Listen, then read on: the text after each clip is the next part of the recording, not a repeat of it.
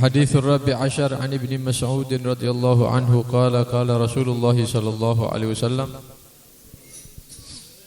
لا يحل دم امرئ مسلم إلا بإحدى ثلاث الثيب الزاني والنفس بالنفس والتارك لدينه المفارق للجماعة رواه البخاري ومسلم.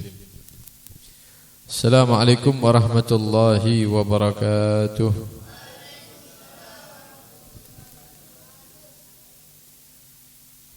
Bismillah walhamdulillah wassalatu wassalamu ala rasulillah Sayyidina wa maulana Muhammad bin Abdullah wa ala alihi wa sahbihi wa man walah wa la hawla wa la quwwata illa billah ma ba'd. Alhamdulillah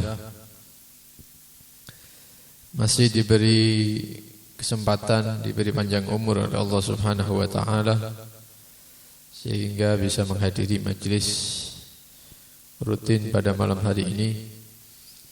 Mudah-mudahan selalu diberi kesehatan oleh Allah subhanahu wa ta'ala, panjang umur dalam ketaatan, amin Allahumma amin. Hadirin hadirat rahimakumullah, memasuki hadis yang ke-14. An Ibni Mas'ud, dari Abdullah bin Mas'ud radhiyallahu anhu, semoga Allah meridai beliau. Qala, berkata Ibni Mas'ud, qala Rasulullah sallallahu alaihi wasallam, bersabda Rasulullah sallallahu alaihi wasallam, la yahillu, tidak halal, damu mri'in muslimin, darah seseorang yang muslim, illa bi ihda thalath, kecuali dengan salah satu dari tiga perkara. Al-thayyibuz zani, yang pertama orang yang berzina padahal dia orang yang sudah pernah menikah. Wan nafsu bin nafsi, yang kedua karena sebab dia membunuh seseorang. Wat tariku lidinihi, dan orang yang meninggalkan agamanya. Al mufariqu lil jamaah, yang dia berpisah daripada al jamaah. Nanti kita jelaskan. Beliau berkata, pernah Rasulullah sallallahu alaihi wasallam bersabda, la yahillu damu mri'in muslimin illa bi ihda thalath. Tidak halal darahnya seseorang muslim itu ditumpahkan kecuali orang tersebut melakukan salah satu daripada tiga perkara ini yang kita sebutkan tadi. Kita bahas satu persatu nanti. Nah, makna daripada hadis ini, arti daripada hadis ini, bukan hanya kita itu, bukan kita ya, seseorang melukai saudaranya muslim dengan sesuatu yang tajam sampai keluar darahnya kemudian meninggal, bukan hanya itu saja. Tapi yang dimaksud di sini adalah tidak boleh seseorang itu menghilangkan nyawa orang lain. Walaupun menghilangkan nyawa itu tidak dengan cara disembelih, artinya tidak keluar darahnya. Karena membunuh itu caranya banyak. Ya, di antara membunuh tidak keluar darah, tidak metu getini, itu ya seperti mencekik orang. Orang dicekik sampai mati. Loh, kan katanya Nabi kan yang tidak boleh itu neteskan darahnya orang Islam. Saya kan tidak neteskan, tak cekek. Berarti halal, ya, tidak tetap. Yang dimaksud di sini adalah menghilangkan nyawa walaupun tidak keluar darah. Ditekek sampai mati, bodoh. Au sammahu, atau diracun. sampai meninggal saudara muslim. Ini hukumnya haram, dilarang menghilangkan nyawa saudara muslim. Kenapa Nabi SAW di dalam hadisnya mengatakan tidak halal meneteskan darahnya seorang muslim? Kenapa kok tidak langsung membunuh gitu aja? Karena kata para ulama, umumnya orang membunuh itu dengan mengeluarkan atau meneteskan darah pakai senjata biasanya seperti itu, walaupun ada yang tidak seperti itu. Nah, jadi hadis ini menjelaskan bahwa darah seseorang itu dijaga oleh syariat, baik secara akal maupun secara dalil. Ya, secara akal membunuh itu berarti melakukan satu kerusakan berarti.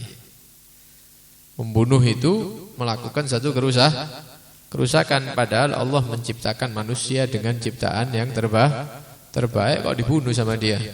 Ini merusak ini berarti secara akal. Akal orang yang normal tidak terima dengan adanya pembunuhan. Walaupun yang dibunuh bukan keluarganya dia. Ya. Orang yang misalnya orang itu tidak beragama, misalnya ateis dia ini, tidak beragama, atau agamanya di luar melihat ada manusia di depannya disembelih, kira-kira setuju tidak? Ya, orang yang normal tidak setuju. Secara akal manusia menolak itu pembunuhan itu, ya, kekerasan itu menolak. Ini secara akal. Adapun secara dalil, maka Allah Subhanahu wa taala sudah menjelaskan di dalam surat Al-An'am.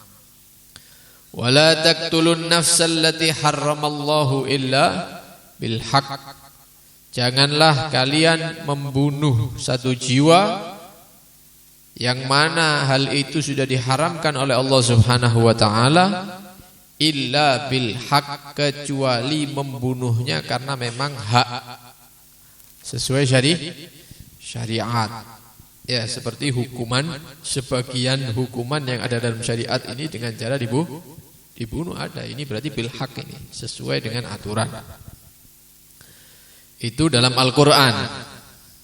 Allah melarang manusia membunuh manusia. Ya. Dalam hadis Nabi SAW bersabda,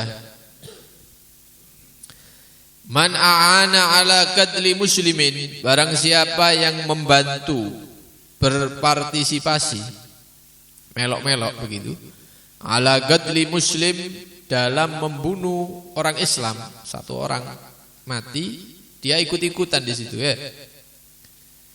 Loh, aku ndak melok mukul, saya ndak ikut nyabetkan pedang, saya ndak ikut. Ya. Walau bisyatri kalimah, walaupun dengan potongan kata. Mek omongan tok, ya ono wong tawur, mari ngono kita mengeluarkan kalimat, misalnya sikaten wis misalnya, ya. Getno iku, ya ndase anu misalnya. Padahal nak merok mukul ya, ndak ikut-ikut, cuman ngomong gitu saja. Maka ini termasuk mendukung. Orang-orang yang ngomong seperti itu akan berjumpa dengan Allah dalam keadaan di dahinya, ya, di badu'e ada tulisan ayis min rahmatillah, manusia yang sudah putus asa daripada mendapatkan rahmat Allah. Padahal mek ngomong ngono tok, dani sing mateni. Apalagi yang membunuh ikut mukul. Yang ngomong saja itu sudah dikatakan terputus atau putus asa daripada rahmat Allah. Jadi ana wong Islam perang ambek wong Islam, ya gara-gara beberapa perkara, jangan mendukung salah satunya. Itu sama-sama mengucapkan la ilaha illallah Muhammadun Rasulullah. Wancine negara iki kurang ajar, sing bener iku negara iki tak belo. Lho ini membunuh sama muslimnya kok tak belo. Enggak boleh seperti itu, bahaya itu. Ya, delok berita mari ngono perang antara negara ini dengan negara padha Islami. Dengan alasan sing iki akidahe ini, yang ini akidahnya itu, saya dukung yang ini. Biar yang sana hancur sudah, pada muslimi. Nah, ini tidak boleh seperti itu. Ya, tidak boleh, itu saudara muslim. Tidak boleh kita ridho dengan kejadian-kejadian seperti itu. Jadi dalam syariat ini menjelaskan, hadis ini menjelaskan tidak boleh siapapun membunuh ya saudaranya muslim. Illa bi ihda salas, kecuali kalau yang dibunuh ini dia melakukan salah satu daripada 3 hal. Yang pertama kita bahas yang pertama dulu, yaitu as-sayyibuz zani. Orang yang dia itu sudah pernah bersetubuh dengan akad yang sah, sudah pernah kawin, baik dia laki-laki maupun perempuan, tapi dia mendatangi lawan jenis tanpa akad yang sah, zina dia, as-sayyibuz zani. Atau kalau dalam bahasa ilmu agama, ilmu fikih itu dikatakan zani muhson, itu yang sudah nikah itu. Wis kawin zina. Nah, kalau orangnya ini melakukan zina dan dia orang yang sudah kawin sah, maka yang asalnya nyawanya tidak boleh dihilangkan, sekarang boleh dihilangkan. Ya. Karena orang seperti ini jika terbukti melakukan perzinaan, maka hukumannya dia dirojam. Dirojam itu dilempari batu. Ya, ila an yamut, sampai mati. Pelakunya ini dilempari batu sampai mati. Supaya nanti di akhirat tidak disiksa mana, siksa ditunjuk. Ya. Jadi nanti dikumpulkan beberapa orang oleh pemimpin pemerintah, ya, disediakan batu-batu, tidak oleh terlalu gede, ya, seukuran 1 genggaman tangan. Nah, ini dilemparkan ke orang yang zina tadi itu. Sekali, 2 kali lemparan terus sampai dia tidak sadar sampai mati. Nah, adapun orang yang belum kawin kemudian dia berzina, maka tidak dirajam, tapi dicambuk 100 kali. Dipecut sampai sapu lidi itu, sampai tebal itu ya. Sampai pecut ini, dipecut gegeri, yes, yang keras. Terus jerit-jerit babano ya. Sampai 100 kali.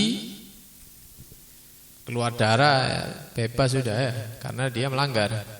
Nah, nanti setelah dicambuk 100 kali, maka dia diasingkan selama 1 tahun. Dikeluarkan dari kotanya, dipindah nanti 1 tahun, baru nanti boleh balik. Ini kalau belum nikah. Nah, ya berarti orang kalau sudah mau dihukum ini biasanya tobat bisa. Kebanyakan harus ketok moto mati ya. Dia akan tobat, nyesel kepada Allah. Insya Allah kalau tobatnya benar, di akhirat tidak akan disiksa lagi. Ya, tidak akan disiksa lagi. Nah, adapun orang yang berzina tapi tidak ketahuan, ya, tidak ketahuan, jadi dia tidak dihukum oleh pemerintah Islam dan dia tidak tobat, maka nanti disiksa di akhirat. Siksa di akhirat lebih pedih nanti, lebih parah nanti. Bahkan dalam satu penjelasan dikatakan orang-orang yang berzina di atas dunia nanti kemaluannya itu digantungkan. Jadi kepala dan kakinya gantung ke bawah, kemaluannya di atas dicantol begitu. Kemudian akan dipukuli oleh para malaikat dengan alat-alat yang terbuat dari besi. Ya, kemudian dia kesakitan, menjerit. Maka ada malaikat, yaitu malaikat Zabaniyah, yang ditugaskan oleh Allah. Ketika mereka menjerit, maka malaikat ini akan berkata, lah kok ceritanya ini kok sekarang? Seharusnya dulu waktu hidup jerito, takut kepada Allah, kok takutnya sekarang terlambat. Kamu dulu zina kan sambil ketawa, sambil senyum, seneng, bahkan senengnya luar biasa. Menganggap tidak diperhatikan oleh Allah ketika zina dan tidak malu kepada Allah Subhanahu wa taala. Kok sekarang kok jerit-jerit? Ya, jeritnya waktu di dunia ya, tobat, jerit, nangis itu bermanfaat ya. Nah, dalam satu hadis Nabi SAW pernah bersabda, "Man zana bimra'atin muslimatin aw ghairi muslimah hurra aw amah." Barang siapa yang berzina dengan perempuan, baik perempuan itu Islam atau tidak Islam, merdeka atau budak, fatahallahu alaihi fi qabrih 300,000 bab minan nar. Maka nanti kalau dia mati belum tobat, di kuburannya akan dibukakan pintu sebanyak 300.000 pintu. Yang dari pintu-pintu tersebut akan keluar bermacam-macam siksaan. Di antaranya keluar al-aqarib, ya, kalajengking yang besar, wahayat, ya, ular-ular, wasyuhub minan nar, bahkan akan disambar petir di dalam kuburannya, katanya Nabi sallallahu alaihi wasallam. Fahuwa yu'adzabu ila yaumil qiyamah, dalam keadaan seperti itu sampai datangnya hari kiamat. Wal iyadzu billah min dzalik. Mudah-mudahan selamat semuanya.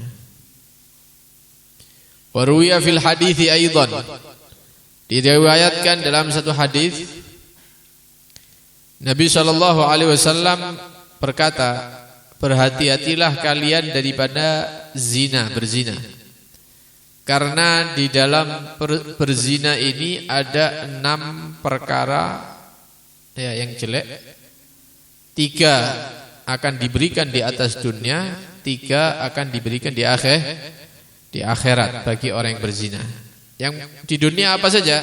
Pertama, yudhibul baha'a minal wajhi, cahaya di wajahnya diambil oleh Allah Subhanahu wa taala. Ndak ono cahaya blas wajahnya.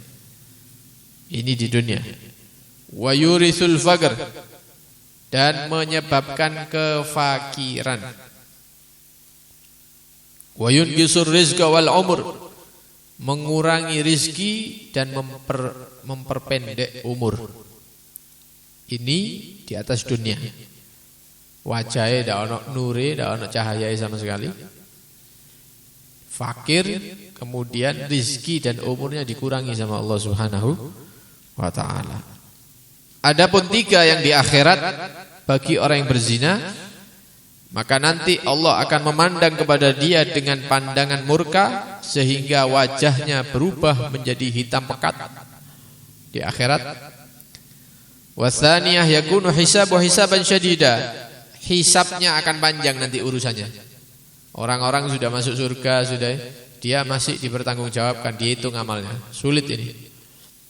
Yang ketiga, akhirnya orang yang tidak bertobat daripada zina ini akan ditarik dengan rantai-rantai menuju neraka Allah Subhanahu wa ta'ala. Nah, bahkan di dalam hadis itu dijelaskan, kalau terjadi banyak pembunuhan di atas dunia ini, di daerah-daerah, kemudian terjadi ta'un itu tidak ada apa-apa, moro-moro orang mati. Seperti corona kemarin ya. Sehat, moro-moro lemes, masuk rumah sakit, oleh pirang dina mati. Ini mati. Wabah, penyakit yang berjatuhan korban banyak. Ini penyebabnya diantaranya yaitu mulai maraknya perzinahan di daerah-daerah tersebut. Jangan-jangan di Indonesia itu kemarin corona gara-gara itu ya. Bagian tempat ada prostitusi itu yang dilegalkan sama pemerintah itu. Nah, ini bahaya ini.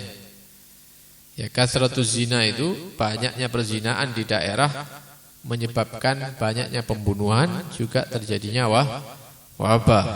Sebagaimana disabdakan oleh Nabi sallallahu alaihi wasallam. Yang terakhir, barang siapa yang berzina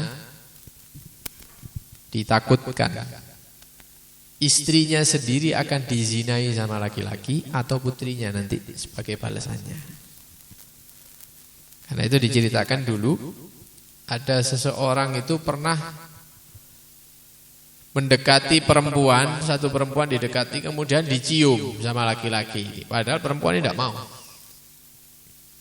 Tidak lama dia menggantikan abahnya menjadi raja, pemimpin. Abahnya meninggal, dia naik jabatan. Kawin sama perempuan. Setelah punya anak, ternyata anaknya perempuan. Nah, dia pernah dengar perkataan ulama yang mengatakan barang siapa yang melakukan dosa yang berkaitan dengan perempuan, maka Allah akan membalasnya di atas dunia ini. Dia mikir, jangan-jangan anak saya perempuan ini nanti ada laki-laki yang melakukan apa yang pernah saya lakukan begitu. Akhirnya suatu hari anak perempuannya ini keluar dari rumahnya. Dibarengi sama beberapa orang seperti pengawal begitu ya. Perempuan ini jalan. Ketika keluar aman-aman saja, setiap orang yang mandang langsung dinglu. Kenapa? Oh, ini putrinya pejabat, putrinya raja ini ya. Tidak ada yang berani ngelihat. Ketika lewat semuanya ngadep bawah semua, dingkluk kabeh. Sampai selesai, kemudian balik ke kerajaannya. Ketika sebelum masuk ke rumah, ke pagernya itu pintunya, tiba-tiba ada satu laki-laki yang lari mendekati perempuan ini, kemudian perempuan itu dicium secara paksa. Kemudian ya lari orang tersebut. Udah perempuan ini nangis, ya. Pengawalnya bingung, kemudian masuk ke dalam, ditanya, "Loh, ada apa ini?" katanya. Diceritakan begini. Ya. Katanya abahnya ini apa? Wis tak apa-apa. Ya dikira, "Ayo cari bagaimana ciri-cirinya orangnya." Misalnya, ya, tangkap kurang ajarin sama putri saya. Tidak, wis tak apa-apa. Lu bingung ini ya. Orang-orang di situ biasa katanya, "Iya, dulu saya ketika muda saya pernah melakukan persis seperti ini, sekarang dibalas sama putri saya oleh Allah Subhanahu wa taala." Oleh karena itu hati-hati. Masalah perempuan ini hati-hati. Ya, jangan-jangan karena penyebab kita ini yang tidak menjaga diri, akhirnya istri atau putri kita nanti ya dikurang ajari sama orang.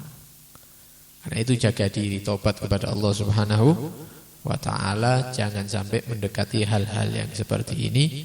Kita mohon kepada Allah Subhanahu wa ta'ala, mudah-mudahan keluarga kita dijaga oleh Allah Subhanahu wa ta'ala, dijaga daripada perzinaan, ya, putra-putri kita, keluarga kita semuanya dijauhkan daripada perzinaan. Mudah-mudahan diberikan jalur yang halal oleh Allah Subhanahu wa ta'ala. Kalau memang sudah waktunya dinikahkan, jangan diakhir-akhirkan. Apalagi zaman akhir ini ya. Kalau memang sudah waktunya dinikahkan putra-putrinya, ya insyaallah nanti Allah yang membuka jalan rezekinya insyaallah. Amin Allahumma amin. Sallallahu alaihi wasallam Muhammad wa alihi wasallam. Walhamdulillahirabbil alamin. Wassalamualaikum warahmatullahi wabarakatuh.